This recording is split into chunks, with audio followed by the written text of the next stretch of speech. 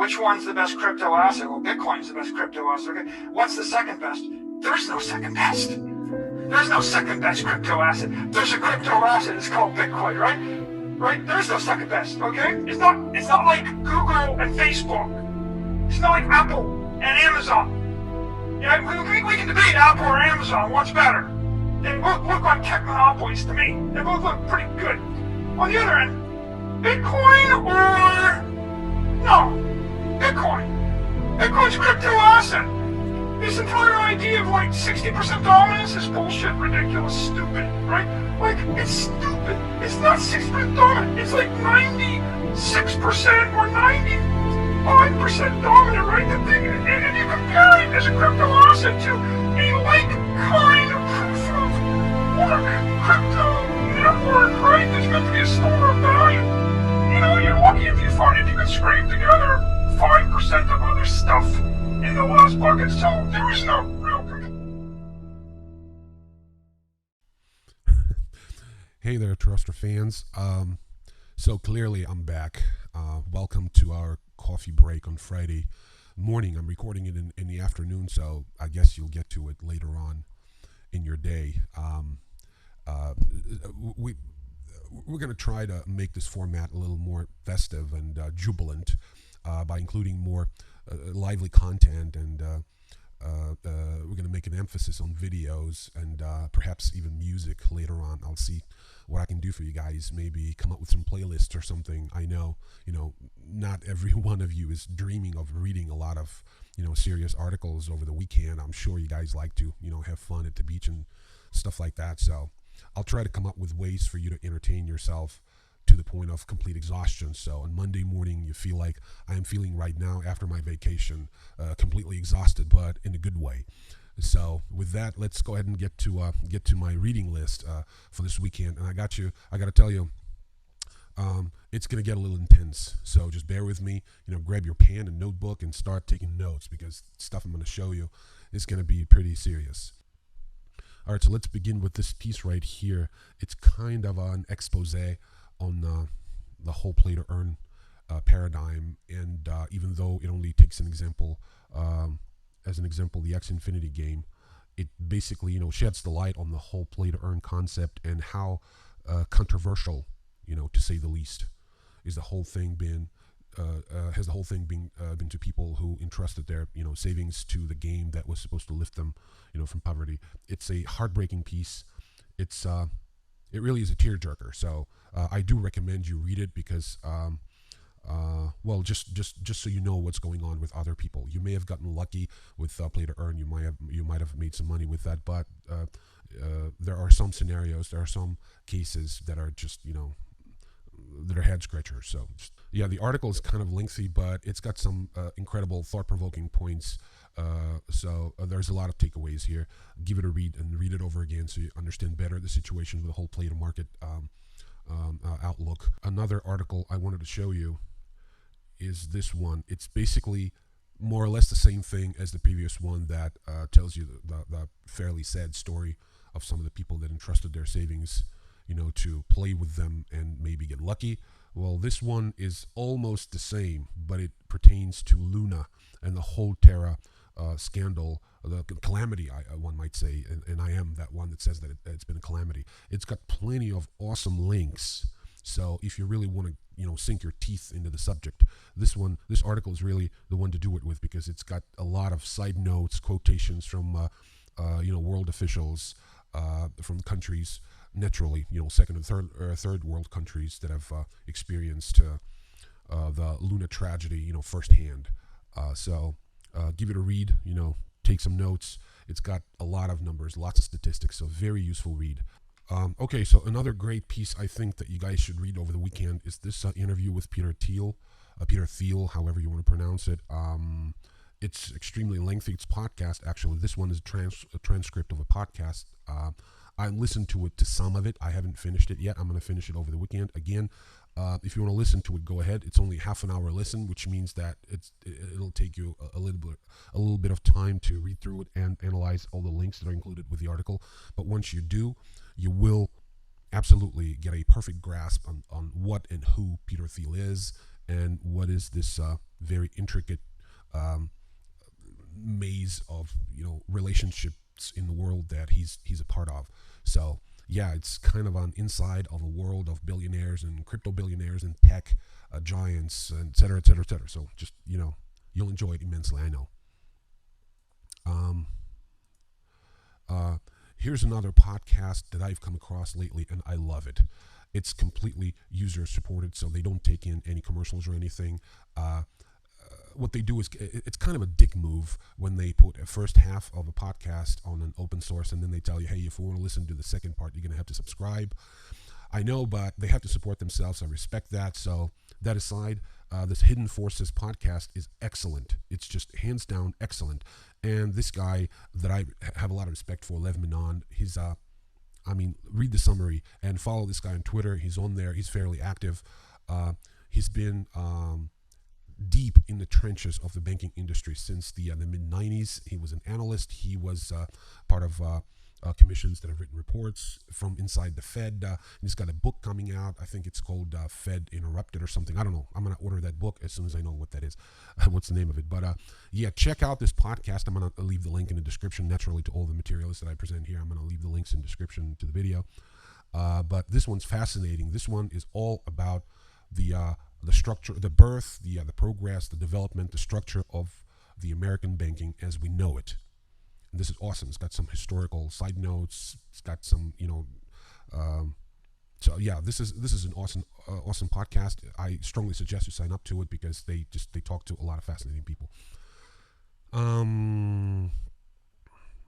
Yeah, this is the book that I was talking about, the Fed Unbound. Yeah, not Fed Interrupted. That's some movie as far as I can remember. But this one's called the Fed Unbound. By Lev Menon. I'm going to order it. I suggest you do too. It's like $16 on Amazon or something. It's paperback. But I heard this guy many times. I heard I listened to the podcast, so I know that it's going to be a page turner. And if you're into this kind of thing, it'll be very entertaining. This is one other article that I thought you guys should check out. It's about neobanks. It's kind of short. It's more or less like a sort of a short expose on some of the troubles that neobanks are going through right now with the funding that's clearly shrinking because, the era of parachute money is pretty much at an end. So all these guys that have come up with ways to make money as a neobank, Monzo, Revolut, et cetera, even the large ones. I think according to the article, less than 5% of neobanks are actually able to become profitable at some point, and the majority of them are actually not making any money. So this is an awesome one. It's actually kind of a news, but it's not news anymore, I guess. So it's not fair. I don't think it's justified for me to put it on the newsreel on Monday. So I'm going to put it on here as a sort of a Friday coffee break thing. And it's kind of formatted to be just that, the Friday coffee break thing. So MTV is going to... the MTV Awards is going to embrace the Metaverse, and they will include the sort of a best Metaverse performance in this year's MTV Awards. It's kind of cool. It's been a while since I've paid attention to what MTV does, but I really love the byline here. Metaverse killed the video star. If you remember the famous song, "Video Killed the Radio Star." I can't remember who performed this song, but it was a real hit. And then the byline that goes, "Metaverse killed the video star." It really, it really resonates with me. So check it out. There's some links here. Very cool video. Like I said it many times. I have my own opinion of what Metaverse is and what it actually can do for rank and file consumer like you and I. But go ahead and make up your own opinion. I'm not going to impose anything, but it's very entertaining to read about it. Make sure to watch the video. It's kind of cool. Yeah, here I'm going to play a short kind of section from this video, from this article here, so you know what I'm talking about. It's kind of cool. I don't have anything against it, but it's a little childish. But I'm not here to judge. Anyway, I hope you're not either. So check it out. Hi, we're excited to be here. Let's close out 2021 with a bang. Who's ready to go? Let's go! Smooth like butter, like a criminal undercover. Don't pop like trouble, breaking into your heart like that. Cool shakes to the girl, owe it all to my mother. Hot like summer, yeah, I'm making you sweat like that. Break it down. Ooh, and I let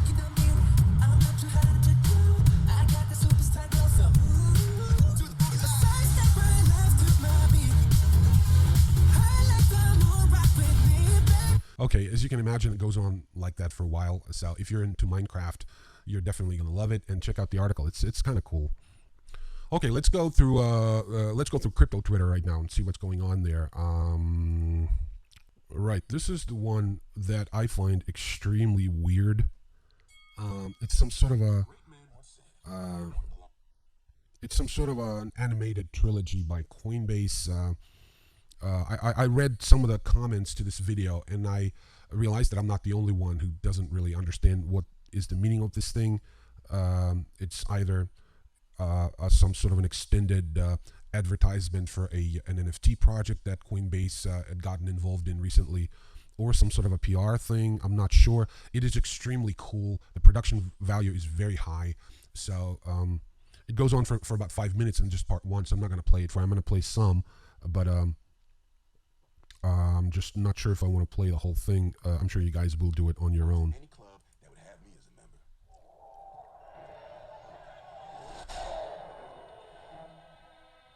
I'm not that man.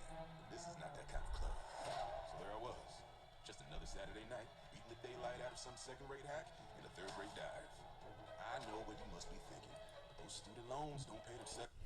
All right, so as you can see, it's pretty cool, and I promise you, I've watched the whole video, and there's 2 more parts to it, but I have no idea what that is. If you have an idea, drop me a comment. I don't know what's going on. I mean, we all know that Coinbase had lost about 20% of its equity on the market, and its stock's gone down dramatically over the last couple weeks. I don't know, but this video, it seems like it's been in production for a long time. So it's not like a spirit lifting mechanism for investors who lost their nerve and started dumping Coinbase stock. It's been going on for several months, probably. I know because I used to deal with animation in my previous life, but so I have no idea what that is. Let me know what's going on. This tweet from Bitcoin Magazine is extremely good news. I love it. On the one hand, of course, I'm being a critical, very rational person. I always look for balance between, yin and yang, good and bad, et cetera, black and white. So on the one hand, $167 billion Santander Bank Brazil to offer Bitcoin trading to its 55 million customers. It reads like great news, but the reality is that banks are not supposed to offer customers things like that. If you read the book by Lev Minand that I plugged a few minutes ago, you will realize that banks are supposed to be boring. It's just it's an instrument for taking deposits, and if it comes to central banks, they're just supposed to create monetary policy. They're not supposed to cover up for lower banks trading money instruments. That's just not what banks are supposed to do. So I foresee a bit of a snag here, but let's hope this is good news and good news only. This guy I really love. I really love this guy, Robert Breedlove. Every time he puts out a tweet, I really enjoy it because it's, he's supposed to be some sort of a philosopher, very well educated, very well heeled in the ways of cryptocurrency and Bitcoin in particular, but he doesn't really tweet anything productive. He tweets platitudes and weird thoughts that are supposed to be considered as original thinking of a very progressive modern philosopher. I don't know, but this time it's Bitcoin minimizes our need to trust one another, which paradoxically improves our ability to do so. No and no. I don't think there is any paradox. I personally don't think there's any paradox in people not trusting each other, and I don't think Bitcoin is a remedy for fixing that situation. Let me know what you think. I don't think Bitcoin has anything to do with trust. Technology is not going to fix issues with trust. It's a lot deeper than that. We have to really look deep inside ourselves in order to trust each other. And anyway, I don't mean to drag on about this, but I think it's kind of silly, but it's silly. It's fun silly. So let me know if you guys have anything on that. I'd really like to know what you think. Right, this is a complete opposite from Robert Breedlove. Richard Werner is a professor of finance. He's a complete sage when it comes to financial markets, banking, et cetera, et cetera. And this guy says that this is sarcasm. I love this kind of sarcasm. It's very elegant. Elegant sarcasm I love it. I try doing it. I don't succeed all the time, but when I do, I'm the centerpiece of the discussion all the time. But anyway, so today I learned from a former ECB person speaking as fellow panelist at a public discussion in response to my critique of ECB policy that, quote, Facts are good, but they don't help us to understand everything. And inflation is a social construct. Okay, sink your teeth into that one. I know that inflation is so many things. In fact, I'm preparing a video right now, sort of going through the whole thing. Inflation is not something, when you have fewer goods in the market and you have an increased money supply, blah, blah, blah. That's a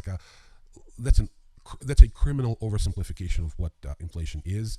But and I hate it when bankers and financial people just oversimplify things for us, hoping that we're dumb enough not to ask any, additional questions. So that's basically what I'm doing on this podcast. I'm sort of asking questions and invite you guys to do the same and maybe share some opinions with me in the comment section.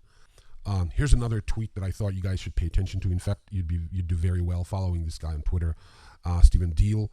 And there's a video. I haven't watched this video. I'll be honest. I'm going to watch it as soon as I'm done recording this video. So it's about Senator Warren. He thanks Senator Warren for speaking the truth to power on the issue of retail investors getting hurt by crypto scams. This is the kind of leadership the United States needs right now. I don't agree with everything Senator Warren advocates. She's got a very, spotty past as a consumer advocate, even though about 80% of what she says and what she does is right on the money with me. I'm assuming that the majority of my audience resides in Europe, so you guys may think that not everything that's coming out of U.S. Congress or Senate or the U.S. government as a whole really has anything to do with you, but believe me, it does. So I think we all should pay attention to, what comes out of Senate's Committee on Financial Matters, Senate's Intelligence Committee, et cetera, et cetera. These are the powers that be that really govern our lives, whether we like to think that or not. So let's watch that video later on. And when you do, please comment on that. And this is basically it. I mean, this is your Friday coffee break. Hopefully I didn't coffee break you to death. So again, I'm back. So we're back on the regular scheduled programming on our YouTube channel. Please subscribe. Please join us on our social media. You know that we're running a whole lot of promotions there. You get real decent chances to win lots of USDT. And with that, I leave you. Thank you so much for watching, and I will see you Monday when I do my newsreel. Peace.